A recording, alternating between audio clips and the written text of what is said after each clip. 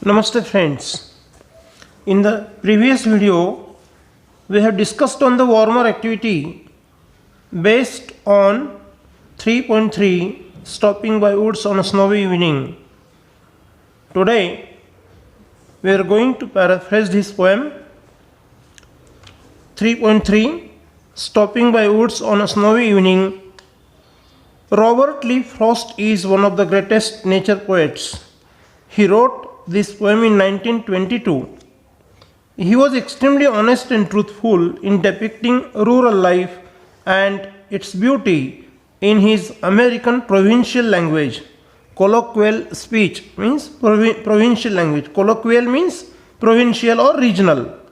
This poem, Stopping by Woods on a Snowy Evening, depicts a small incident or happening in a snowy evening. The poet himself is the speaker of this poem. His greatness lies in his simplicity of language used by him in this poem.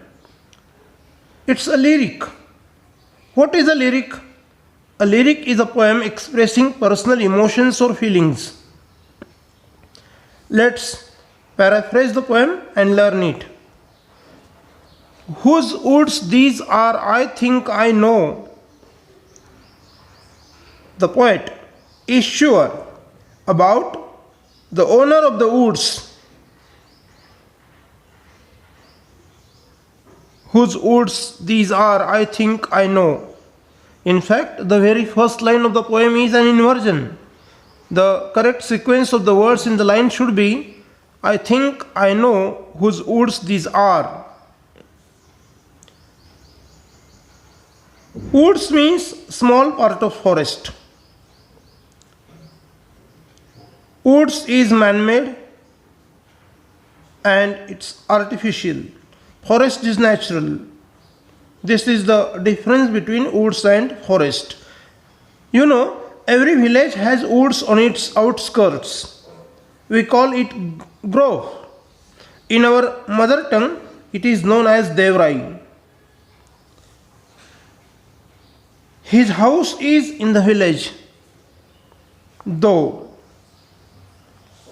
Again inversion, though his house is in the village, should be the correct sequence. The owner of the woods lives in a village nearby, and he is sure that the owner of the woods will not see him as he stopped by the woods. The woods are filled with soft snow flakes. It is the chilling cold, and the woods covered with soft snow flakes reminds the poet or the speaker in the poem his old age. My little horse must think it queer. Queer means strange, unusual. The poet's horse thinks the act of stopping abruptly means suddenly by woods on a snowy evening, it is strange. There was no any farmhouse nearby. There was no human settlement. The horse is afraid of stopping between the woods and frozen lake on the darkest evening of the year. The darkest evening of the year has a reference of here. Darkest evening means the longest night. You know, 21st of December is the longest night of the year. So it's December, it's winter, freezing winter in America.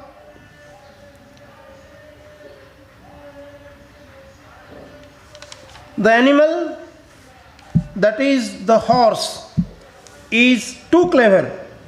It gives a shake to its bells tied on its neck.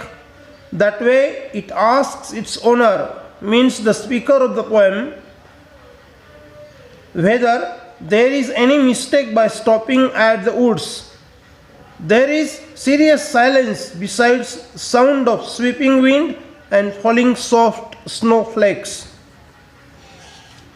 The speaker, means the poet, is so enchanted, captivated by the beauty of lovely, dark and deep, means dense woods.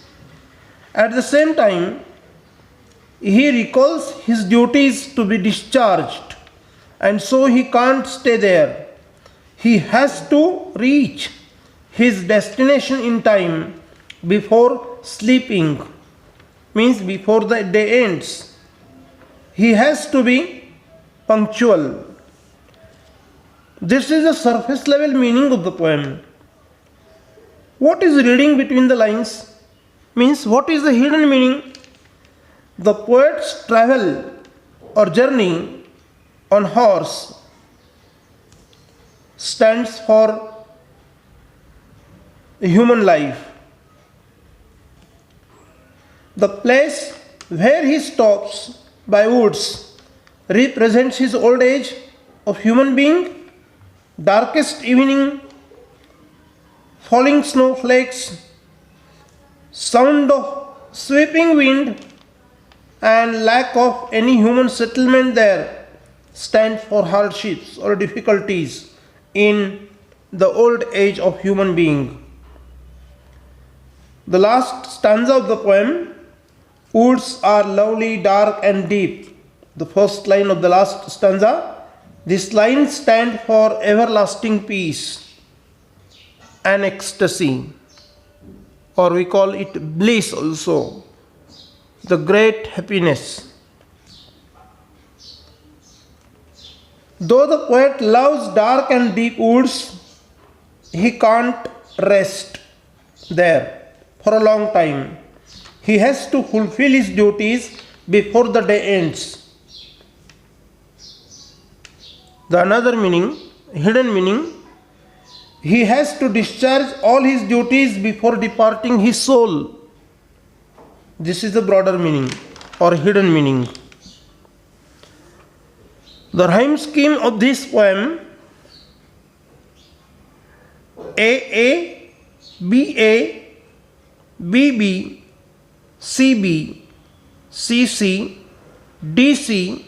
D, D. So these are the four stanzas having equal 4 lines in each stanza, total 16 lines. The figures of speech, whose woods these are, I think I know. This is inversion. As I told you in the beginning, the correct sequence should be I think I know whose woods these are. Second, his house is in the village though. Again inversion. The correct sequence of the words in the line should be like this: though his house is in the village. Then, my little horse must think it queer. So thinking is absolutely human quality. Animal never thinks.